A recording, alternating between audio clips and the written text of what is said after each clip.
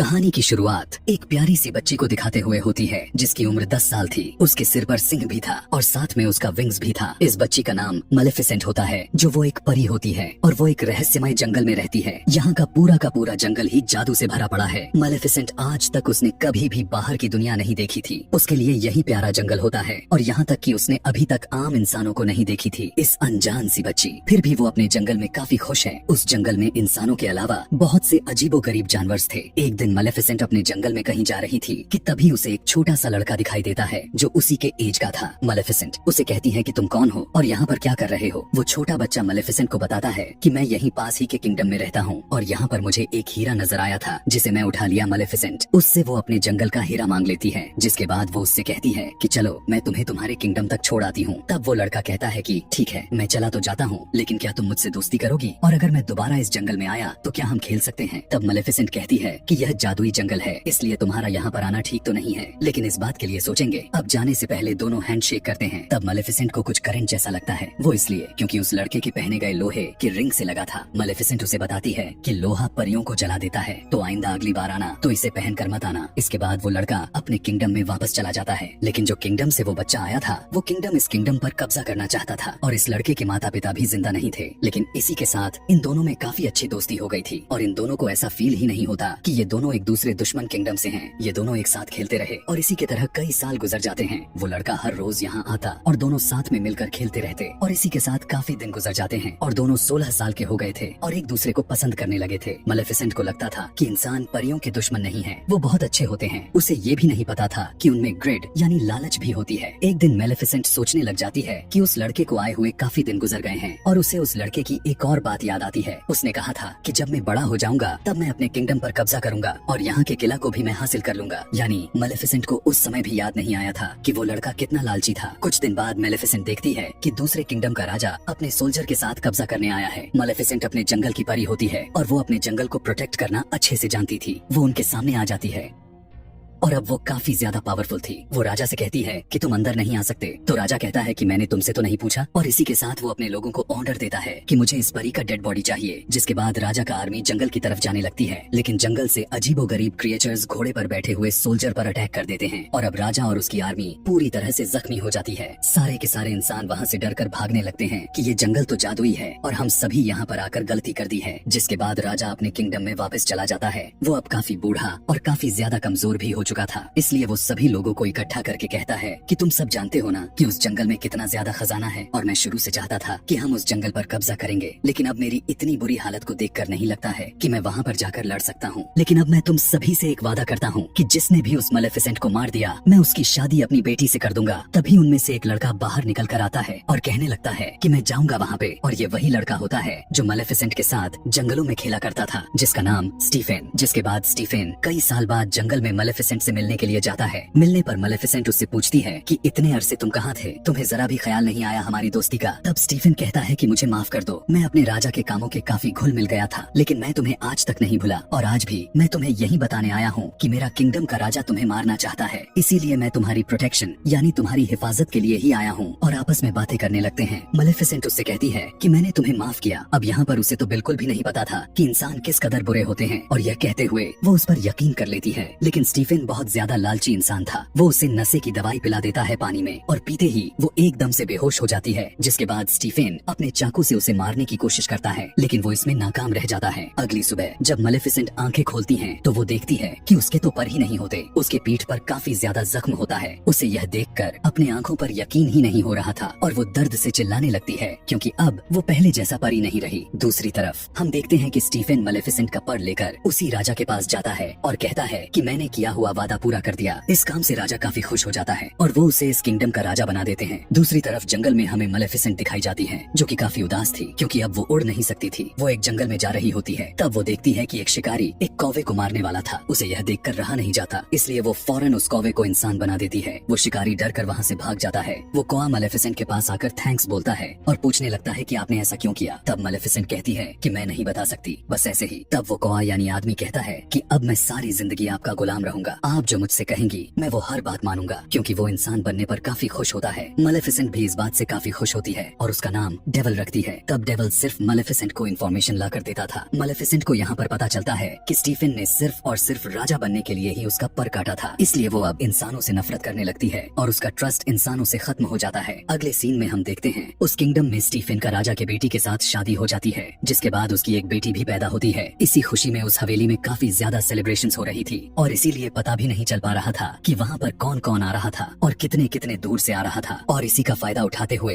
मेलेफिसेंट भी वहाँ पर जाती है और उसे विश करने लगती है। वो उस छोटी बेबी से कहने लगती है कि तुम बहुत प्यारी हो, लेकिन जैसे ही तुम 16 साल की होगी तुम्हारे हाथ में एक सुई चुभेगी, जिसके बाद तुम्हारी डेथ हो जाएगी। जिसे सुनकर स्टीफन उसके आगे गिड़गिड़ाने लगता है और कहता है कि ऐसा मत करो, तुम मेरा बदला मेरी बेटी से क्यों ले रही हो। तब मेलेफिसेंट कहती है कि मैं भी एक लड़की थी और तुम्हें याद है ना तुमने मेरे साथ क्या किया था। मेलेफिसेंट के दिल में अभी भी गुस्सा होता है और वो स्टीफन से कहती है अगर तुम्हारी बेटी को उसके 16th बर्थडे पे उसका सच्चा प्यार मिल गया तो उसकी जान बच सकती है। स्टीफन इस बात से काफी परेशान हो जाता है और फौरन 3 छोटी छोटी सी परियों को बुलाता है और कहता है कि मेरी बेटी को यहाँ से कहीं दूर लेकर चली जाओ और जब तक ये 16 साल की नहीं हो जाती इसे यहाँ पर मत लेकर आना, वरना इसके दिए गए श्राप सच हो जाएगा। जिसके बाद वो अपने आर्मी को लेकर जंगल पर अटैक करने के लिए निकल जाता है, क्योंकि जंगल पे अब पूरी तरह से कब्जा करना चाहता था। लेकिन यहाँ पर मेलेफिसेंट ने अपने पावर से पहले से जंगल के बाउंड्रीज को कवर कर दिया था और अब कोई भी इंसान उस जंगल में नहीं आ सकता था। आगे हम देखते हैं उस प्रिंसेस को जिसका नाम अरोरा था, जो स्टीफन की बेटी भी होती है। वो तीनों परियां उसे लेकर बहुत दूर चली जाती हैं, लेकिन मेलेफिसेंट को पता था कि आखिर वो कहाँ पर है। जब वो उसके पास जाकर उसे डराने की कोशिश करती है, लेकिन वो छोटी बच्ची रोने की जगह हंसने लगती है। उसे ऐसा करते हुए देखकर उसे काफी अच्छा लगने लगता है। वो पिघलने लगती है क्योंकि मेलेफिसेंट एक अच्छी परी थी। वो तीनों छोटी छोटी परियां जो प्रिंसेस की केयर करती थीं, वो काफी ज्यादा केयरलेस थीं। लेकिन इन परियों की जगह अक्सर मेलेफिसेंट ही प्रिंसेस अरोरा का जान बचाती थी। जैसे कि वो जब पहाड़ से नीचे गिरती थी तब मेलेफिसेंट उसकी जान बचा लेती थी। इसी तरह से वक्त के साथ अरोरा अब बड़ी हो रही थी और वो अब पूरे 15 साल की हो चुकी थी, यानी अब उसका कर्ज पूरा होने में सिर्फ 1 साल ही बचा था। अब जो 3 छोटी छोटी परियां थीं, वो उसे बाउंड्री के पास लेकर जाती हैं। तभी वो बड़ी बड़ी लकड़ियां देखती हैं। प्रिंसेस अरोरा ने भी बाहर की दुनिया नहीं देखी थी, जैसे कि मेलेफिसेंट ने नहीं देखी थी। इसलिए अरोरा सोचने लगती है कि आखिर बाहर है क्या, और वो एक दिन वहाँ पर जाकर देखने लगती है कि तभी उसे फील होने लगता है कि वहाँ पर कोई है और वो चिल्ला कर कहने लगती है कि अगर कोई है तो बाहर आओ, मुझे तुमसे बात करनी है। वहाँ पर कोई और नहीं बल्कि मेलेफिसेंट ही थी। उसे रहा नहीं जाता तो तुरंत अरोरा के सामने आ जाती है। मेलेफिसेंट जब उसे देखती है तब अरोरा मेलेफिसेंट से कहती है कि आप तो वही हैं, आप तो मेरी गॉड मदर है जो बचपन में मेरे पास आया करती थी और मेरा ख्याल रखती हैं, लेकिन कभी मेरे सामने क्यों नहीं आई। मैं आपको पहचानती हूँ और मुझे आपके साथ में वो कौवा भी बहुत अच्छा लगता है। मेलेफिसेंट को उसकी बातें सुनकर उसके चेहरे पर मुस्कान से भर जाते हैं, क्योंकि वो बहुत अच्छी परी जो थी और अब वो अरोरा से प्यार करने लगती है और अब वो नहीं चाहती थी कि जो मैंने उसे श्राप दिया था उसे वो लग जाए। वो दोनों एक साथ रहने लगी थी, दोनों एक माँ बेटी की तरह साथ में रहती और एक दूसरे का ख्याल रखती। एक दिन जब प्रिंसेस अरोरा सो रही थी तब मेलेफिसेंट उसके पास आकर अपने श्राप को वापस लेने की कोशिश करती है, लेकिन अब उसे पता चलता है कि इतने सालों पहले के दिए गए श्राप अब उसे वापस नहीं किया जा सकता।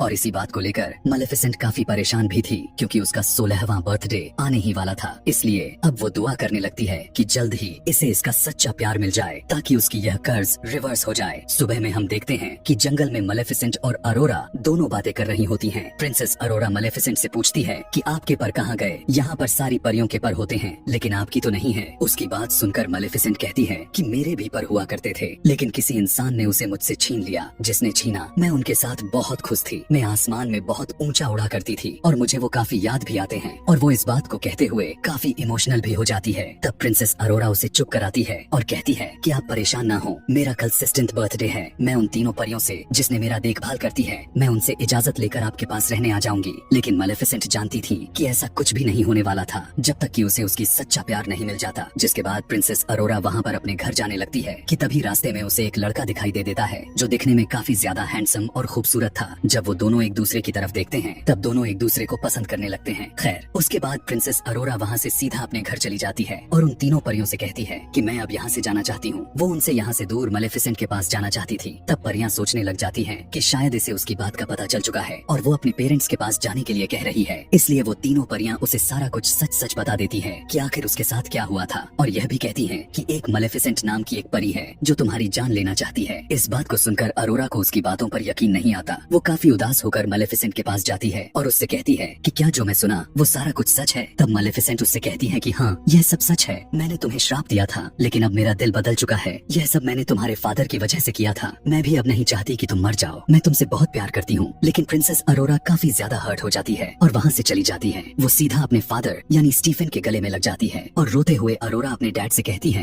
कि मैंने आप लोगों को बहुत मिस किया। मुझे लगता था कि शायद मैं अकेली हूँ, लेकिन यहाँ अब स्टीफन को उन तीनों परियों पर काफी ज्यादा गुस्सा आता है और वो कहता है कि तुमसे मैंने कहा था कि इसे उसके 16th बर्थडे के एक दिन बाद लेकर आना था, तो एक दिन पहले क्यों लेकर चले आए। और उसका कर्ज पूरा भी होने वाला था और वो अपने आर्मी से कहता है कि उसे एक कमरे में बंद कर दो जहाँ पर उसके पास कोई भी ना जा पाए। लेकिन वो राजा कर्ज को यानी उस श्राप को रोक थोड़ी सकता था। और अब जैसे ही प्रिंसेस अरोरा का 16th बर्थडे आता है तो कर्ज के असर में प्रिंसेस अरोरा खुद वहाँ पर चली जाती है जहाँ पर स्पिनिंग व्हील्स पड़े होते हैं और उन पर सुइयां लगी होती हैं। वो कर्ज की वजह से उस सुई को टच कर लेती है और अचानक से बेहोश होकर गहरी नींद में चली जाती है। राजा बहुत ज्यादा परेशान होकर रोने लगता है क्योंकि अब उसकी बेटी गहरी नींद में जो थी और अब वो कभी भी उठने वाली नहीं थी। अगले सीन में हम मेलेफिसेंट को देखते हैं जो अरोरा की बात को लेकर काफी दुखी थी और वो उसी लड़के को अपने पास बुलाती है जो उस दिन प्रिंसेस अरोरा को रास्ते में मिला था। मेलेफिसेंट को लगता है कि हो सकता है कि शायद ये दोनों एक दूसरे को पसंद करने लगे हों और अगर यह लड़का प्रिंसेस अरोरा को मिल जाए तो शायद प्रिंसेस अरोरा नींद से उठ जाए। इसलिए वो मेलेफिसेंट उस लड़के को बेहोश करके उस जगह पर लेकर जाती है जहाँ पर प्रिंसेस अरोरा गहरी नींद में सो रही थी। अब यहाँ पर जो छोटी छोटी परियां स्टीफन राजा के पास आकर कहती हैं कि आप प्रिंसेस अरोरा के माथे पर किस करें, शायद इससे वो जाग जाए। आप तो उसके पिता हैं और आप भी तो उससे प्यार करते हैं, या हो सकता है आप ही उसका सच्चा प्यार हो। तब स्टीफन गुस्से में आकर उन तीनों परियों से कहता है कि नहीं, मैं कभी भी किसी का सच्चा प्यार तो बिल्कुल नहीं हो सकता। मैंने ही मेलेफिसेंट को धोखा दिया और वही वजह है जो यह सब मेरी बेटी के साथ हो रहा है। और अब जब मेलेफिसेंट लड़के को लेकर यहाँ पर आती है तब वो लड़का वो उसके पास जाकर उसे देखने लगता है।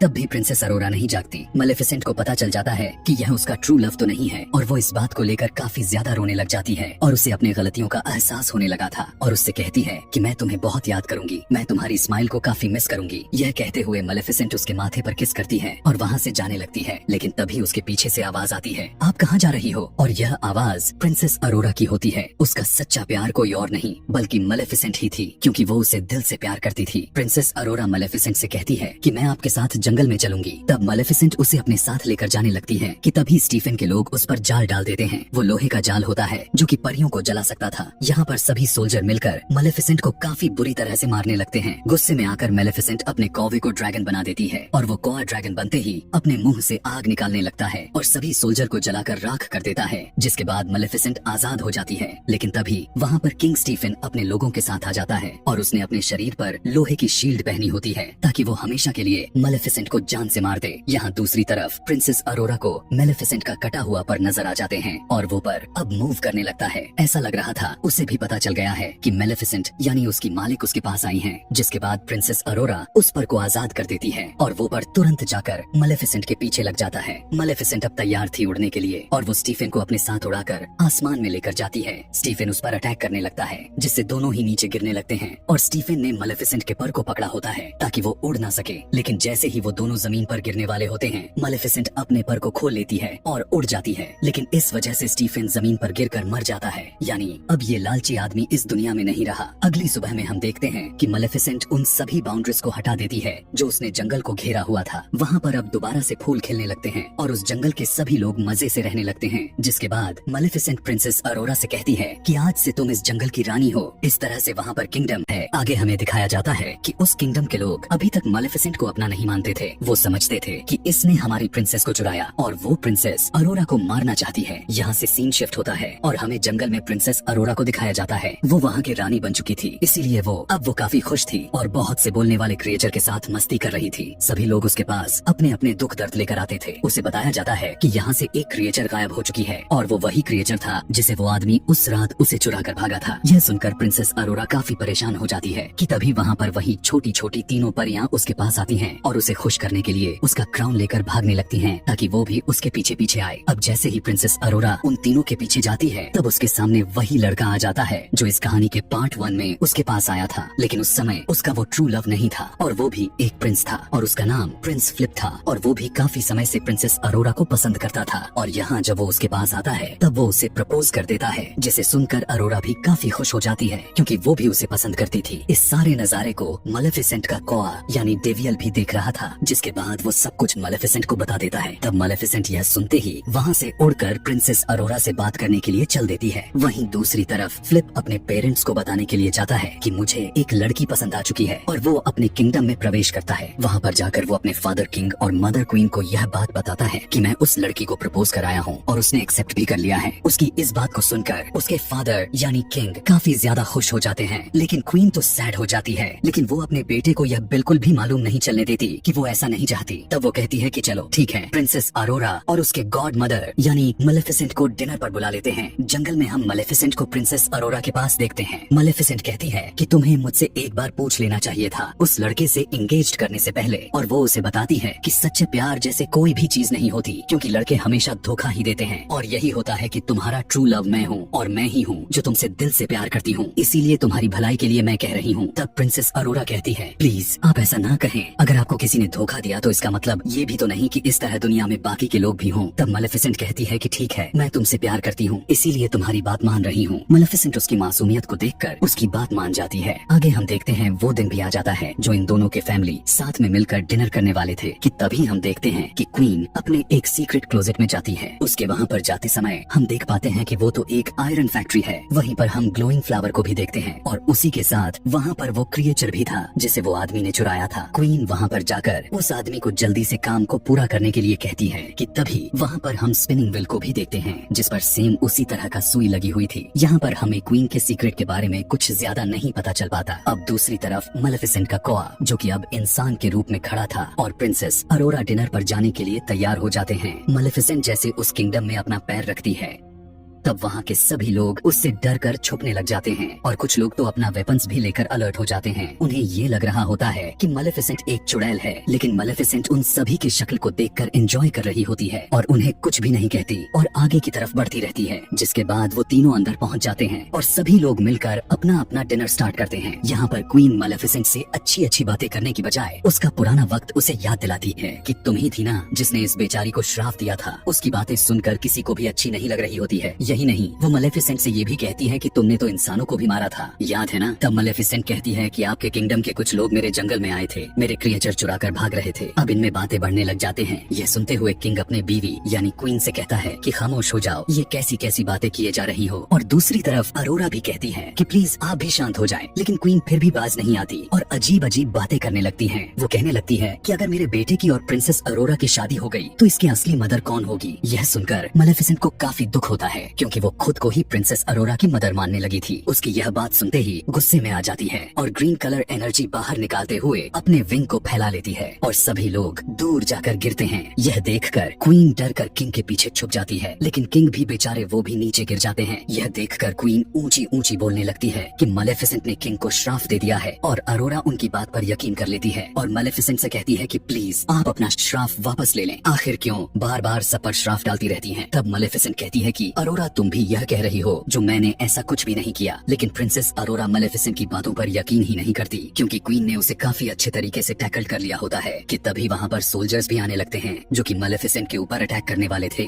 यहाँ पर मालेफिसेंट आखिरी बार अरोरा से कहती है कि क्या तुम मेरे पास नहीं आओगी। तब प्रिंसेस अरोरा उसकी कोई भी जवाब नहीं देती, इसलिए मालेफिसेंट दुखी होकर वहाँ से चली जाती है। उसके साथ उसका कोआ भी खिड़की तोड़कर बाहर चला जाता है। लेकिन वहाँ पर एक और लड़की थी जो उस किंगडम की सैनिक थी। वो अपने आयरन बुलेट से मालेफिसेंट पर अटैक कर देती है, जिसके चलते वो बेचारी मालेफिसेंट गहरी समुद्र में गिर जाती है। यहाँ पर किंगडम में किंग बेहोश पड़े थे और सभी लोग काफी परेशान होते हैं। उनका बेटा यानी फ्लिप अपने मदर क्वीन से अपने डैड के माथे पर चूमने के लिए कहता है और यह भी कहता है कि आप उनसे सच्चा प्यार करती है ना, आप उनकी वाइफ हैं। हो सकता है कि वो दोबारा से ठीक हो जाएं। लेकिन क्वीन अंदर ही अंदर अजीब तरह से मुंह बनाती है, क्योंकि ना तो वो किंग से सच्चा प्यार करती थी और ना ही वो ऐसी मनगढ़ंत कहानियों पर बिलीव करती थी। देखा जाए तो वो एक लालची औरत थी, लेकिन वो अपने बेटे के कहने पर ऐसा करती है। लेकिन किंग की आंखें नहीं खुलती। जब अरोरा को यह सब कुछ देखा नहीं जाता तब वो कहती है कि मैं जाकर अपने मदर मालेफिसेंट से बात करूंगी कि वो अपना श्राप को खत्म कर दे। अब जैसे ही वो जंगल में जाती तब उससे सारे लोग कहते हैं कि हमने अभी तक मेलेफिसेंट को नहीं देखा, वो यहाँ पर अभी तक आई ही नहीं। दूसरी तरफ किंग की वही सोल्जर ओसियन पर नजर रखी होती है कि मेलेफिसेंट कब यहाँ से निकलती है, लेकिन तभी वो देखती है कि कोई क्रिएचर आकर मेलेफिसेंट को अपने साथ लेकर जाता है। वो फौरन जाकर यह बात क्वीन को बताती है। तब क्वीन कहती है कि जितना जल्दी हो सके उसे रोको, और दूसरी तरफ प्रिंसेस अरोरा वापस उसी किंगडम में आ जाती है, लेकिन उसके साथ एक क्रिएचर छुपकर उसके किंगडम में आ गया था। वो क्रिएचर वहीं पर पहुंच जाता है जहां पर पहले से एक क्रिएचर था जो चोरी होकर गया था, और उसे भी वो आदमी कैद कर लेता है। यहाँ पर प्रिंसेस अरोरा क्वीन से कहती है कि मुझे मेलेफिसेंट कहीं पर भी नहीं दिखी, क्या उन्हें कुछ हो तो नहीं गया? ये सुनकर क्वीन कहती है कि परेशान होने की जरूरत नहीं है, वो बहुत स्ट्रॉन्ग हैं, वो कहीं न कहीं जरूर सुरक्षित होंगी। यह कहकर वो उसे अपनी बातों में भी फंसाने की कोशिश करती है। दूसरी तरफ वही सोल्जर जिसने मेलेफिसेंट को मारा था, वो समुद्र पर नजर गड़ाए होती है कि जैसे ही मेलेफिसेंट नजर आए तो वो उसे मरवा दे। अगले दिन ऐलान किया जाता है कि आने वाले 3 दिन के अंदर ही प्रिंस फ्लिप और प्रिंसेस अरोरा की शादी होने वाली है, और हम सब चाहते हैं कि यह लड़ाइयाँ छोड़ दें क्योंकि हम सुलह करना चाहते हैं। इस बात को जंगल के सभी क्रिएचर सुन रहे होते हैं, मतलब कि जंगल के सभी लोग इनवाइटेड हैं। दरअसल उनका यह प्लान होता है कि मेलेफिसेंट को मारकर जंगल के सभी क्रिएचर को कैद कर लिया जाए ताकि वहाँ को सिक्योर करने के लिए कोई भी ना बचे, जिसके बाद उस जंगल पर कब्जा कर लिया जाएगा। दूसरी तरफ देखते हैं कि मेलेफिसेंट की आंख खुलती है,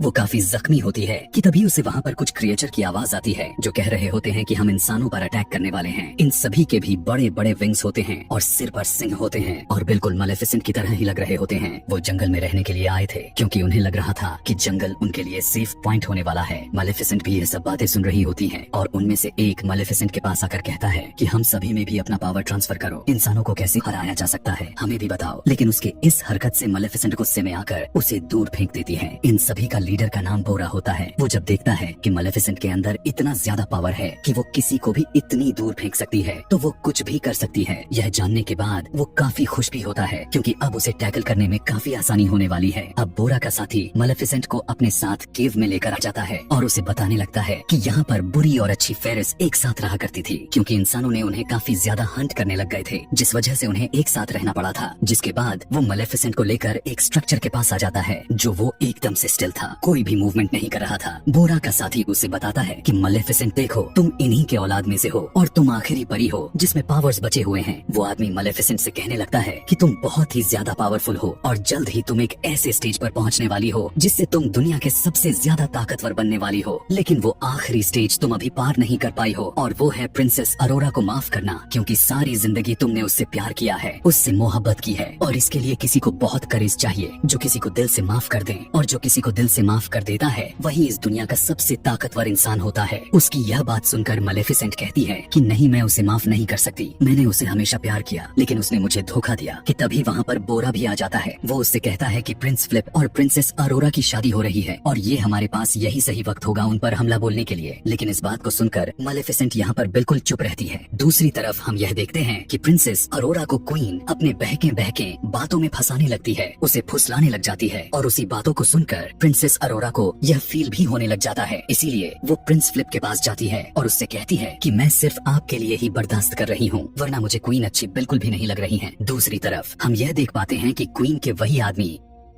जो कि उस आयरन वाली फैक्ट्री में काम कर रहा था, उस ग्लोइंग फ्लावर के ऊपर वो उससे कुछ डस्ट तैयार कर लेता है जो बताता है कि इस डस्ट से परियां मर सकती हैं और ये मैंने मेलेफिसेंट को मारने के लिए तैयार किया है। इस एक्सपेरिमेंट से क्वीन काफी ज्यादा खुश हो जाती है, जिसके बाद चेक करने के लिए एक क्रिएचर के ऊपर उस डस्ट को जैसे ही डालता है तब वो पूरी तरह से तबाह हो जाता है। यह देखकर क्वीन और भी ज्यादा खुश हो जाती है, लेकिन ये आदमी उससे कहता है कि इस पाउडर को बनाने के लिए हमें उसी फुल यानी ग्लोइंग फ्लावर्स की जरूरत पड़ने वाली है। इसीलिए क्वीन अपने कुछ सोल्जर्स को वहाँ जंगल में उस फ्लावर को लेने भेज देती है, लेकिन इस बात की भनक मेलेफिसेंट को भी लग जाती है और वो वहाँ पर पहुँच जाती है। लेकिन तब तक बहुत देर हो चुकी थी और सभी फ्लावर्स वहाँ से गायब हो चुके थे। यह देखकर मेलेफिसेंट काफी उदास हो जाती है क्योंकि उसके साथ हमेशा बुरा ही हुआ था। कि तभी छुपे हुए सोल्जर्स मेलेफिसेंट पर अटैक करने लग जाते हैं, लेकिन तभी उसके सामने बोरा का साथी आकर उसे बचा लेता है। यह देखते हुए मेलेफिसेंट एक शील्ड बना लेती है जिससे वो लोग प्रोटेक्टिव हो जाते हैं और बोरा बाकी सोल्जर्स पर अटैक करके उन्हें मार गिराता है और जैसे ही बोरा के साथी को वापस लाते हैं, लेकिन तब तक बहुत देर हो चुकी की होती है और वो मर जाता है। अगली सुबह हम देखते हैं कि प्रिंस फ्लिप और प्रिंसेस अरोरा की शादी की इवेंट्स शुरू ही होने वाली होती है और जंगल की सारे के सारे क्रिएचर्स उस किंगडम की तरफ जा रहे थे। और जब मलेफिसेंट कोआ, जो कि इंसान के रूप में था, वो अंदर जाने लगता है, लेकिन कुछ सोल्जर उसे अंदर जाने से रोक देते हैं। यहाँ पर हम देखते हैं कि प्रिंसेस अरोरा अब काफी प्यारी लग रही थी और प्रिंस फ्लिप उसे इम्प्रेस करने के लिए एक फ्लावर देता है, जो कि कोई और फ्लावर नहीं बल्कि उसी के जंगल का ग्लोइंग फ्लावर था। यह देखकर प्रिंसेस अरोरा काफी हैरान हो जाती है कि यह क्वीन ने क्यों भिजवाया है। वो क्वीन को ढूंढने के लिए चल देती है। आगे जाने पर उसे वो सीक्रेट डोर भी मिल जाता है। अंदर जाने के बाद वो देखती है कि वहाँ पर स्पिनिंग व्हील भी रखी होती है। यह देखकर उसे वो सारे के सारे विजन्स आने लग जाते हैं कि ये श्राप क्या था और मुझे यहाँ पर कैसे फंसाया जा रहा है। कि तभी वो वहीं उन दोनों क्रिएचर को भी देखती है जो एक जार में कैद होते हैं। उनको छुड़ाने की कोशिश करती है, लेकिन वो आदमी उसे रोक लेता है। कि तभी वहाँ पर क्वीन आ जाती है और वो प्रिंसेस अरोरा को बताने लग जाती है कि पहले मेरा किंगडम उस जंगल के करीब हुआ करता था,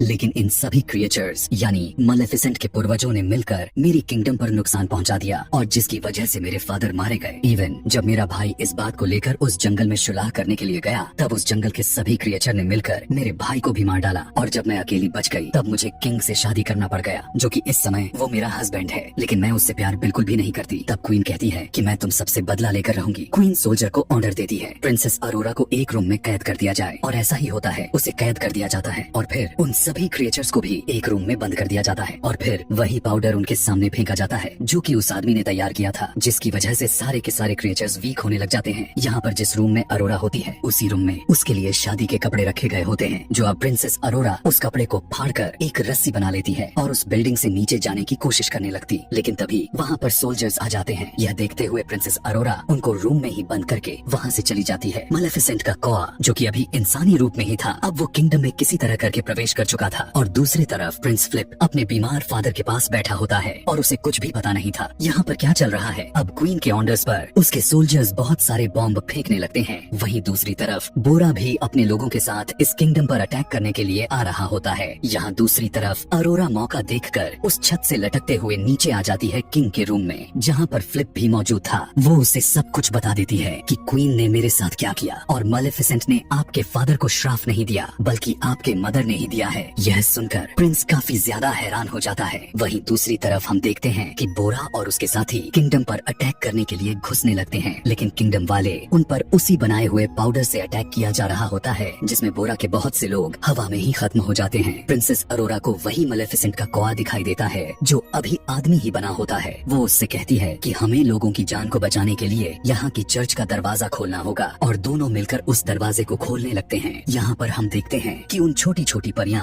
उन सुराखों को फूल से भर देती हैं, जहाँ से वो पाउडर निकल रहा था और अब वो वहाँ से बाहर निकलना बंद हो जाता है। और जब वो लड़की जो उस पाउडर को निकाल रही थी, वो उसे ठीक करने के लिए जाती है, लेकिन वो ऐसा नहीं कर पाती और खुद ही नीचे गिरकर मर जाती है। प्रिंस फ्लिप जब अपने मदर को यह सब रोकने के लिए जाता है, तब उसी की मदर उसे अरेस्ट करने के लिए कह देती है, लेकिन सोल्जर्स उसे पकड़ पाते। इससे पहले वो उन बिल्डिंग से सीधा जंप लगाकर भाग जाता है। यहाँ पर प्रिंसेस अरोरा और मलेफिसेंट के कौवे को पकड़ लिया जाता है, लेकिन तभी वहाँ पर मलेफिसेंट आ जाती है। वहाँ पर आते ही मलेफिसेंट अपने कौवे को एक बड़े से बियर में बदल देती है और वो चर्च का दरवाजा को तोड़कर सभी क्रिएचर्स को आजाद कर देता है। यहाँ पर मलेफिसेंट किंगडम के लोगों पर अटैक करने लगती है और लोगों को बचाने लगती है। वहीं पर बोरा भी काफी गुस्से में आ जाता है और क्वीन के सोल्जर्स से लड़ने लगता है, लेकिन तभी फ्लिप वहाँ पर उसे धमकी देते हुए कहता है कि ये हमारे जनरल हैं, इन्हें कुछ मत करना। तब बोरा कुछ नहीं करता और जब जनरल ये सब देखता है, बोरा ने उसे नहीं मारा, तब उन्हें पता चल जाता है कि असली जालिम कौन है। दूसरी तरफ मलेफिसेंट क्वीन के पास आ जाती है, लेकिन तभी वहाँ पर अरोरा भी आकर मलेफिसेंट को रोकने लग जाती है। वो कहती है प्लीज क्वीन को ना मारें, वरना सभी लोग सच में मानने लग जाएंगे कि आप सच में जालिम थी। लेकिन मलेफिसेंट कहने लगती है कि नहीं अरोरा, तुम पीछे हट जाओ, मुझे तुम्हारी कोई भी बात नहीं सुननी। लेकिन तभी अरोरा रोते हुए कहती है कि मॉम ऐसा ना करें प्लीज। मलेफिसेंट जब उसके मुंह से मॉम का लफ्ज को सुनती है, तब वो काफी पिघल जाती है और उसके दिल में इमोशंस आना शुरू हो जाता है। अभी ये दोनों आपस में बात कर रहे होते हैं कि तभी क्वीन को मौका मिल जाता है और वो उस डस्ट पाउडर से प्रिंसेस अरोरा पर अटैक कर देती है, लेकिन मलेफिसेंट उसके सामने आकर प्रिंसेस अरोरा की जान बचा लेती है और जैसे ही तीर उसे लगता है तो वो धीरे धीरे गायब होने लगती है और अरोरा बहुत ज्यादा रोने लगती है। क्वीन ये देखकर काफी खुश होती है, ऐलान कर देती है कि अब तुम लोगों की मलेफिसेंट इस दुनिया में नहीं रही और अब मैं पूरी जगह पर कब्जा करने वाली हूँ। लेकिन तभी हम देख पाते हैं कि प्रिंसेस अरोरा की आंसू मलेफिसेंट के राख पर गिर जाते हैं, जिसकी वजह से मलेफिसेंट फिर से जिंदा हो जाती है। उसके काफी बड़े बड़े विंग्स आ जाते हैं। गुस्से में आकर क्वीन प्रिंसेस अरोरा को बिल्डिंग से सीधा नीचे फेंक देती है, लेकिन यह देखते हुए मलेफिसेंट उसे बचा बचा लेती है। फ्लिप को अपने मदर के बारे में सब कुछ पता चल चुका था, इसीलिए वो प्रिंसेस अरोरा के पास आ जाता है। दोनों की इतनी गहरी प्यार को देखकर मालेफिसेंट दोनों की शादी के लिए मान जाती है। तभी मालेफिसेंट के पास वो छोटा आदमी आता है जिसने उन दोनों क्रिएचर्स को कैद किया हुआ था। वो मालेफिसेंट को वही सुई देता है जिसकी वजह से श्राप लगा था। यहाँ पर सभी को पता चल जाता है कि श्राप को फैलाने वाला कोई और नहीं बल्कि क्वीन ही थी। किंग भी ठीक हो चुका था। यहाँ पर क्वीन को बोरा के लोग पकड़ लेते हैं। मालेफिसेंट क्वीन को एक गोट में बदल देती है और वहाँ के सारे जगहों को तरह तरह के फूलों से सजा देती है और वो बोरा से कहती है कि तुम सभी अच्छे क्रिएचर्स हो, तुम सभी हमारे साथ रह सकते हो। जिसके बाद वो अरोरा की वेडिंग ड्रेस पहनाती है और वो ऐलान करने लगती है कि हम सभी लोग एक साथ मिलजुल कर रहेंगे। जिसके बाद प्रिंस फ्लिप और प्रिंसेस अरोरा की शादी हो जाती है। किंग यह देखकर काफी खुश होता है और वहाँ पर मौजूद लोग और क्रिएचर्स उनके लिए खुशियाँ मनाने लगते हैं और दोनों किंगडम एक साथ मिल जाते हैं और खुशी से रहने लगते हैं। जिसके बाद मालेफिसेंट प्रिंसेस अरोरा और प्रिंस फ्लिप से कहती है कि अब मैं तब दोबारा यहाँ पर आऊंगी जब तुम लोगों का एक प्यारा सा बच्चा होगा। यह कहकर मालेफिसेंट वहाँ से चली जाती है और अब जाकर सब कुछ सही हो जाता है और इसी के साथ यह प्यारी सी कहानी खुशियों के साथ खत्म हो जाती है। Thanks for watching.